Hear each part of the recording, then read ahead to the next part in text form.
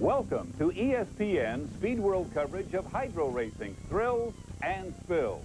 A compilation of unlimited hydroplane racing's greatest flips, follies, and fantastic moments. Hello, everybody. I'm Steve Montgomery, and today we're going to show you some of the scariest moments over the last decade or so of hydro racing. The greatest flips and spins, as well as some memorable moments from the history of hydros. And stay tuned, because you'll get a chance to see me and some of my broadcast colleagues looking just a little bit silly. So lean back in the recliner, relax, and enjoy the fastest ride on water as we take you on a wild ride with hydro racing's thrills and spills. Our first clip is probably the most memorable moment in hydro racing history. 1988, San Diego's Bay Fair, the treacherous backstretch, the scene of many racing accidents. Not one, but two of the big thunderboats catching the same puff of air at the same time and making like the Blue Angels. Ron Snyder in Miss Madison and John Prevost in Miss Circus Circus performed the first and only two-boat flip in unlimited hydroplane history. A replay shows you a textbook example of what hydro drivers refer to as a blowover. The nose of the boat gets too high, and the cushion of air the hydroplane normally rides on becomes a balloon. John Prevost in the Circus Circus doing a 360 plus. The boat broken in half as it impacts the salt water of Mission Bay. A second angle now of the same incident. You'll see the two boats coming right at you. On the right, that's Ron Snyder in the Miss Madison, the same puff of air, and here comes his boat, high into the sky. His rotation not quite the full 360. Miss Madison goes into Mission Bay right on her nose. Two boats reduced to a pile of wreckage. Then, just last year, Randy Haas in an unlimited light, the same spot, does a perfect 360, lands the boat, and actually drives it another lap before injuries suffered in the crash sidelined the boat. Dr. Ken Muscatel today is the owner-driver of the Miss Free Eye, but he, too, has had his moments, like this one in 1995, the Miss Tri-Cities, the doctor in his old boat, and his first time as an unlimited hydroplane sky pilot. Once again, the nose comes up. Too much air under the boat, a 180, and he goes in backwards. A lot of damage to the boat. The doctor was okay. Nate Brown is the current captain of the Oh Boy Oberto Miss Madison. The boat and driver both have thrills and spills in their history. 1993, Nate drove for Bill Worster in a boat known as the Tide. That obviously is he leading the heat, but watch what happens. A wild ride on the Columbia River in the Tri-Cities. This is one of Nate Brown's first unlimited rides, and one that he will not soon forget. 1 year later, same race course, Tri-Cities, Mike Ekrit, a qualifying lap in the Oh Boy Oberto, ends in disaster. This boat has been in tiny pieces ever since this wreck. Here you see him taking to the air. Once again, too much air under the boat. The prop still driving it forward. High into the sky, over 30 feet off the water, 6,000 pounds, crashing back to earth and destroying the Oh Boy Oberto. This is how an unlimited hydroplane is usually pushed away from the dock, as you can see. For the crew of the Circus Circus in Kansas City in 1993, things didn't go quite so smoothly.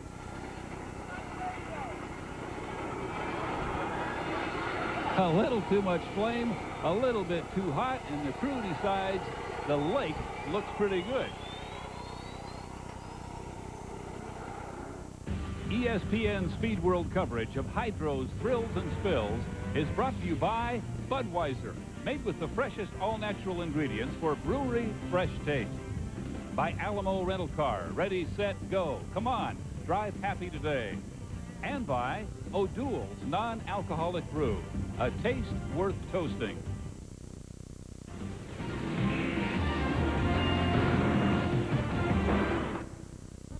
Mark Webber, pilot of the U-10 York Heating and Air Conditioning, has had some very dramatic moments in his very successful unlimited racing career. The strangest probably came in Seattle in 1997. Mark, filling in for an injured Dave Vilwalk, took over driving duties for Bernie Little's Miss Budweiser. At the start of Heat 2B, a tightly contested battle on the outside between Mark and the Bud and Jimmy King in the Elam. There they come heading into the turn, but the Elam gets loose and parks right on top of Miss Budweiser. Mark Webber now driving both boats and trying to avoid the crowd on the log boom, which he's able to do, but only by inches. One of the most unusual sights we have ever seen in unlimited racing from our O'Doul's Eye in the Sky. Watch Jimmy King in the white boat. It gets loose, moves to the right, skips right on top of Miss Budweiser, Mark Webber. This is the scene he saw from the cockpit. He's at the apex of the turn, turning light, looking for the backstretch, and suddenly, this is what he sees. He realizes that he has control now of both boats and has to get them turned left before they get to the crowd in front of him. Credit Mark Webber here with avoiding disaster. At this point, Mark's not really sure where the boat is headed, but as the windshield clears, he has avoided the crowd by very, very few feet. I realized where we were at and why I wasn't coming back down. All I could see is the people getting closer and closer, and at that point I had everything shut down, and I was just hoping we were going to create enough drag to stop because people were starting to peel off. And then just as we got there, as everything settled and Mark's boat went deeper in the water, it hooked up enough to stop us. 1999, we're in Barrie, Ontario. That's Mark Webber in lane 3 in the yellow boat. And watch this as he gets into Steve David's Rooster Tail. The boat airborne lands right on the transom, then on Mark Webber's head, rolls upside down. The rescue crew gets to him quickly, and once again, Mark is okay. Then, this year in Seattle, that's Mark over in lane 1, the right side of your picture. Now watch as the Zenetics Rooster Tail comes over, takes away his lane, he clips the buoy. Once again, the Rooster Tail flies that 3-ton boat into the air, narrowly missed by Nate Brown and the Oh Boy Oberto. So Mark Webber's career has had its ups and downs. Greg Hopp is now the driver of Fred Leland's #1 boat, the former Pico, now called the Zenetics. Last year's Rookie of the Year saw some action in his first year as an unlimited driver. His U-15, the Miss Pontiac, on the same backstretch we saw earlier on San Diego's Mission Bay. High in the air, a nasty crash, a lot of damage to the boat. Once again, the driver was okay. Greg got his first ride in Leland's Zenetics boat last year in Seattle after this incident with Chip Hanauer at the helm of the then Pico. 1 week earlier in the Tri-Cities, Hanauer and the Pico, chasing Dave Vilwalk and Miss Budweiser, slid out into the Budweiser Rooster Tail, was rocketed into the air, and suffered injuries which effectively ended his career. Chip is okay today, but retired after this accident in the Tri-Cities. Greg Hopp moved into the boat, which we know now as the Zenetics. Still to come, some of the greatest onboard footage ever as Hydro's thrills and spills continue.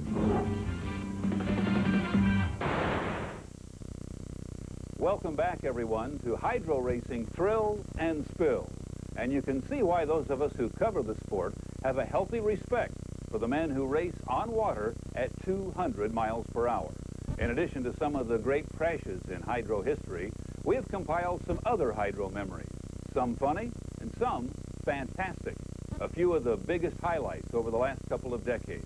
Now, I know I promised it at the start of the show, so first, we'll show you the funny. I'm Jim Hendricks in Texas on the shores of the Detroit River. No?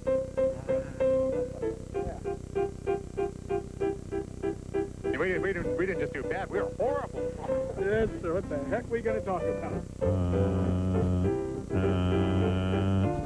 Steve Montgomery, totally incompetent. He's a complete boob. It's not that he's not so articulate, it's just that he's stupid. When we last saw Mark Evans, it was last week in your first race of the year in Tri-Cities.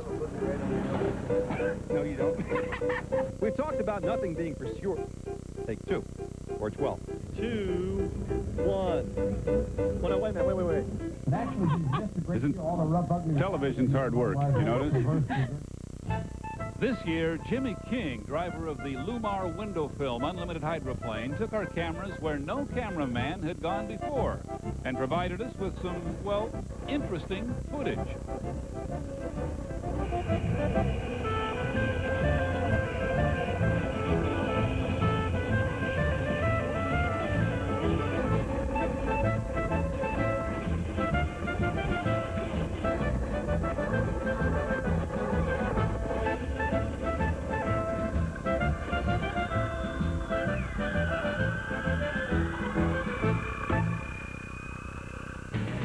Get your props running for this week's Alamo Almanac. Ready, set, race.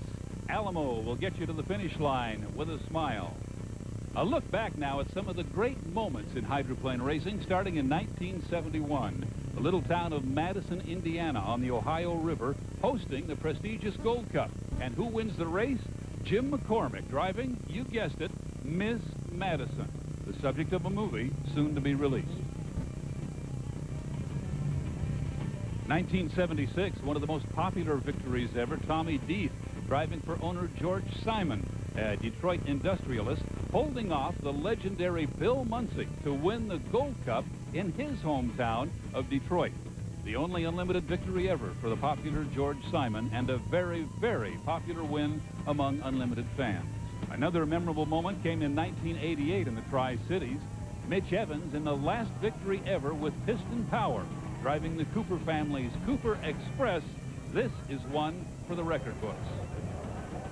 In 1992, Dave Villwalk, in his first race ever in an unlimited hydroplane, raced deck to deck with Mark Tate in the Winston Eagle, went on and won in the Coors Drive. The first race for that boat, the first race ever for Dave Villwalk. He wins his first time in an unlimited. 1993, Mike Hansen in the Kellogg's Frosted Flakes starts as a trailer boat, 7th in a 7-boat field. A couple of penalties, a couple of boats drop out, and he wins the San Diego race, starting 7th.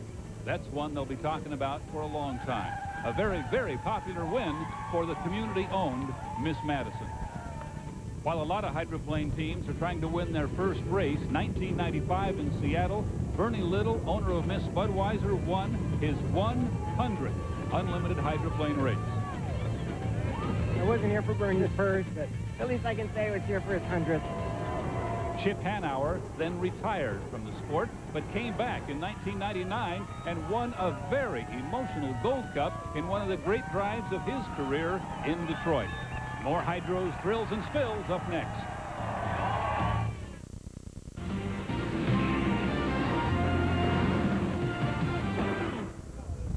Welcome back to Hydro Racing Thrills and Spills.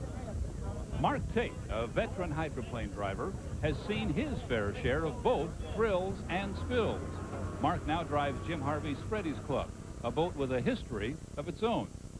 In 1992, Mark Tate in the then Winston Eagle at Seattle's Seafair, one of the all-time dramatic blowovers in hydro history. That's Hanauer and the Budweiser chasing him on the backstretch in Seattle. The boat high in the air, does a 180 and crashes violently backwards down into Lake Washington. A very unusual sight. In 1995, we're in Phoenix, Firebird Lake, a very tight race course. Steve David and Jim Harvey's Freddy's Club, skid pin problems, drives it right up onto the shore, actually parks it on a road that runs around the lake. Now here's the view that Steve had. He's on the backstretch. He'll begin to turn the boat left. Right about here, the skid pin comes loose. He's out of control, and here comes land. Your fellow drivers might have a little razzing to do over your parking job here. Tell us what happened. Well, I tried to parallel park, and as you can see, I missed the spot. Then in 1996 at the Gold Cup in Detroit, a scary moment for Mark Tate in the Smokin' Joe and Chip Hanauer in the Budweiser. They thunder into the first turn, side by side. Watch the red boat. It'll get loose.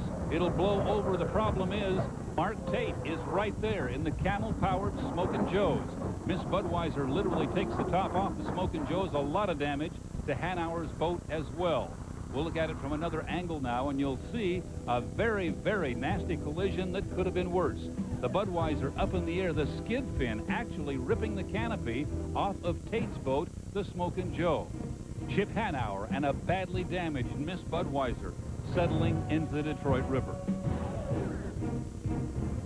From our O'Doul's Eye in the Sky now, another look at this incident. The two boats racing very hard through the big full-speed Belle Isle turn. Tate holding the Bud in tight. The Bud now getting loose into the air. He's on top of Tate's boat. Now he's gone across it, ripping the canopy off. And as I said, a very, very nasty incident that could have been much worse. Feel absolutely fine. That's the funniest way I ever thought I'd come out of escape hatch. In 1998, Steve David again driving Jim Harvey's Freddy's Club, leading the field on the back straightaway, but watch closely as he turns left. The boat bounces, the skid fin unhooks, and a nasty crash as the Fort Lauderdale real estate executive goes on his head in Lake Washington.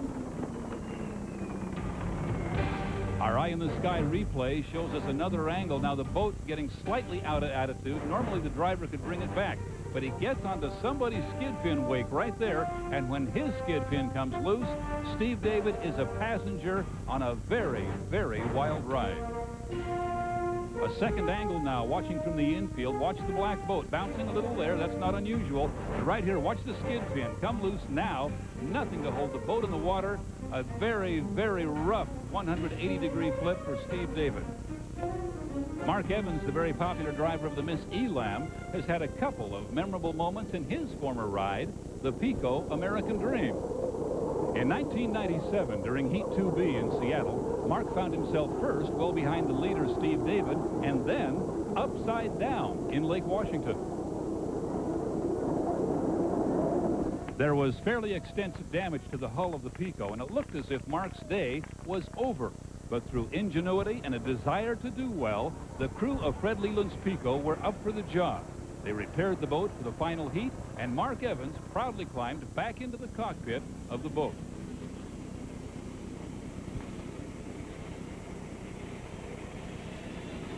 At the start of the race, Mark Evans took the lead and never looked back, taking the championship victory, much to the surprise of the tens of thousands of race fans on hand, and much to the joy of the Pico crew that had put the boat back together.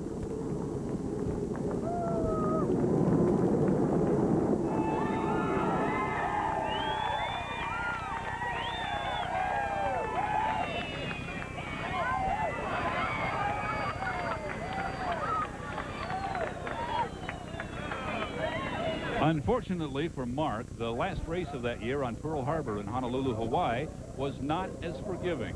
During qualifying, Mark had this lulu of a flip, ending his race weekend early. Regarded as one of the all-time highest hydroplane flips, a nasty landing after a 1.5 rotation blowover. The driver again was okay. In fact, he raced the next day. Now watch Mark on the straightaway. The right sponson comes up. At this point, we're all a little concerned. Now we know he's gone, and look how high this boat is. That's 3 tons of hydroplane flying through the air.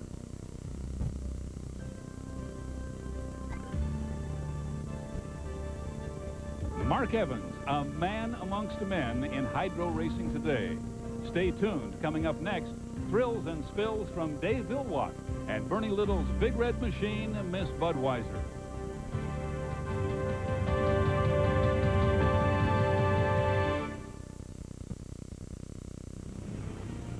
ESPN Speed World coverage of Hydro's thrills and spills has been brought to you by Budweiser. Guaranteed fresh with our exclusive Born on Date, the day your Budweiser was made. By Alamo Rental Car, ready, set, go. Come on, drive happy today. And by O'Doul's non-alcoholic brew, a taste worth toasting. We turn our attention now to the most recognized racing vehicle in the world, Bernie Little's Miss Budweiser and current driver, Dave Vilwatt. But first, a look back at 1992. Chip Hanauer was the Budweiser driver, coming into the first turn on San Diego's Mission Bay. Now watch the boat on the right, getting a little bit loose right at the entrance pin. The right side comes up, skips around with the back end forward, and crashes into Mission Bay. A replay from another angle, and you'll see what happened to Chip here. He's coming by Nate Brown in the tide. The skid pin's still in the water, but right there when it comes out, the boat now completely out of control. Does not get high in the air, but that is a very, very nasty high-speed crash for Chip Hanauer and the 92 version of Miss Budweiser. Now we're going to move ahead to 1995. If it seems like we've mentioned San Diego a lot, well, we have. Here's Hanauer leading the field down that long, treacherous backstretch. Mark Tate giving chase in the Winston Eagle. Now watch the Bud. Up on the right sponson, it cartwheels. The boat destroyed itself at the apex of turns 3 and 4. A replay shows you this was a very, very nasty accident. The boat skipped a little. The right sponson seemed to dig in and then come off. What's left of the boat cartwheels. Hanauer moving from left to right, violently shaken, but uninjured. 1996, Dave Vilwatt was the driver of Fred Leland's Pico American Dream. The right sponson comes up on Lake Washington. Boat flips a half a turn and crashes badly damaging that version of the Miss Pico. 97, Dave Villwalk now is driving Miss Budweiser. This, one of the most serious accidents in recent hydroplane history. The boats go into the first turn in the middle of the field. The Budweiser will suddenly be seen in the sky, landing backwards, upside down, very violently. Villwalk was seriously injured in this accident, but is back racing today.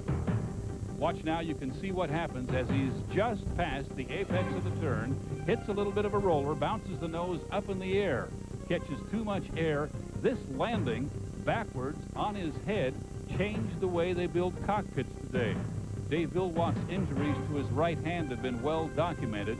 He was unconscious for a time after this crash, but as we said, is back driving Miss Budweiser today. Some of the most serious injuries suffered in recent years of hydroplane racing. Fortunately, they weren't enough to keep Dave out of the sport. One more angle from the ground now. You see the Bud bouncing a little bit, the right side up, then the left side. Now it's up on the transom. Now it's gone. The boat doing a half a rotation and landing one of the worst ways for the driver, upside down and backwards. From above, watch the red boat right in the middle of your screen. Everything's okay here now, a little out of shape, and now he's gone.